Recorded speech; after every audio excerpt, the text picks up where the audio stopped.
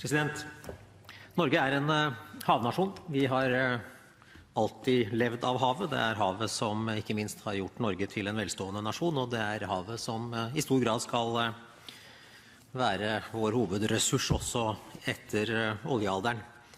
Og da er det klart at det er en viktig debatt hva som tilføres havet av forsøpling.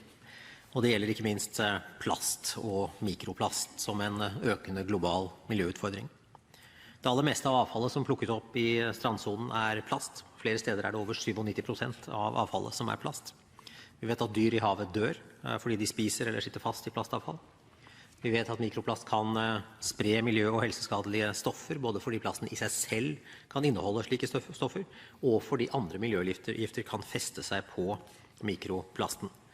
Når mikroplasten spises av dyr, kan giftene bli med videre opp i næringskjeden, og de kan havne på vårt eget matfat. Og for et land som serverer mye havmat, sjømat til verden, så er dette et viktig anliggende.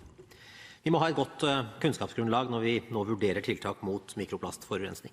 Kartlegginger Miljødirektoratet har fått gjennomført viser at den største kilden fra land er slitasje av bildekk, og at maling og vedlikehold av båter, skip og bygg og kunstgressbaner også er viktige kilder.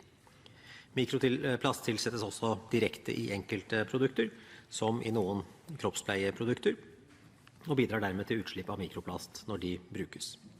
Plastsøppel i havet, som gradvis slites ned til mindre biter, er også en viktig kilde til mikroplastforurensning. Og det er litt av et tankekors at det vi ser på strendene våre, det er altså et klart mindretall av plasten. Det aller meste synker til bunns eller sirkulerer i havet, så vi ser det ikke. World Economic Forum i Davos i januar i år ble det fremlagt en rapport som pekte på at om ingenting gjøres, så vil det være mer plast enn fisk i havet i 2050. Jeg er enig i at det er viktig å vurdere forbud mot mikroplast i kroppspleieprodukter, sammen med andre tiltak mot mikroplastforurensning. Utslipp av mikroplast fra kroppspleieprodukter til havmiljø er en relativt liten kilde, men det er samtidig mulig å erstatte bruken i mange slike produkter. For representanten Andersen Eide så kan jeg nevne at knuste aprikoskjerner visstnok er en av de erstatningsproduktene som godt kan brukes.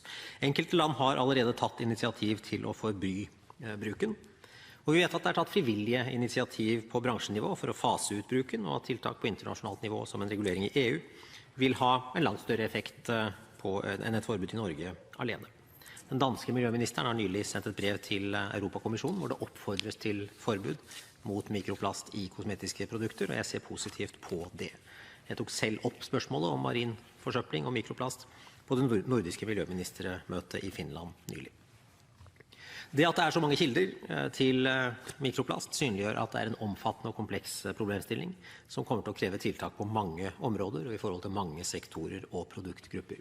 Jeg er derfor opptatt av at tiltak for å håndtere utfordringen vurderes helhetlig og samlet. Det er derfor vi har gitt Miljødirektoratet i oppdrag å gjennomføre en tiltaksanalyse. Den kommer til å foreligge i løpet av høsten 2016, og vil være et viktig grunnlag for den videre oppfølgingen. Jeg kommer til å gi prioritet til den oppfølgingen, både fordi et samlet storting ønsker det, og fordi dette er en høyt prioritert internasjonal satsing fra regjeringens side. Marin forsøpling og mikroplast som fraktes med havstrømmer over store avstander er altså også et internasjonalt miljøproblem. Norge har jobbet for å øke oppmerksomheten om det internasjonalt, og jeg er glad for at temaet nå møter stigende interesse nasjonalt, men også i det nordiske samarbeidet, regionalt i OSPAR og globalt.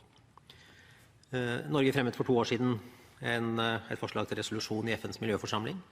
Den studien som har kommet ut av den resolusjonen om effekter, kilder og mulige tiltak for å redusere tilførsler og nivå av plastsøppel og mikroplast i havet, legges nå frem i Nairobi denne uken.